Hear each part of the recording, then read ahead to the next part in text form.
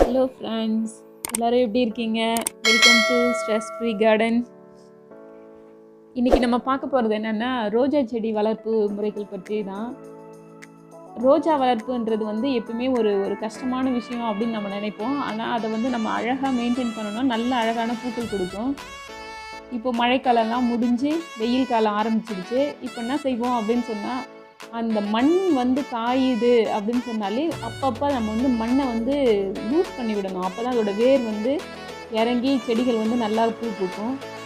பூ பூத்த உடனே சிலருக்கு என்னன்னா, பூக்கள் செடியிலே இருந்தால் தான் எனக்கு ரொம்ப பிடிக்கும் அப்படின்னு நினைப்பாங்க. ஆனால் பூக்களை நம்ம எப்படி பறிக்கிறோமோ அந்த பறிச்சுட்டு அது ஒரு 2 இன்ச்சு 3 இன்ச்சு அதுக்கு முதல்ல எடுத்து கட் பண்ணி விட்டுருணும். அப்போ தான் புதுசாக தளிர்கள் எடுக்கும்.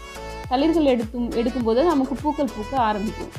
அப்புறம் முட்டை ஓடு, டீத்தூள் இது எல்லாத்தையும், அப்புறம் வாழைப்பழத்தூள் இது எல்லாத்தையும் காய வச்சு அதை பொடி பண்ணியோ இல்லை ஏதாவது செஞ்சு டீகம்போஸ் பண்ணி நம்ம அதுக்கு போட்டோம்னா நல்ல உரமாக இருக்கும்.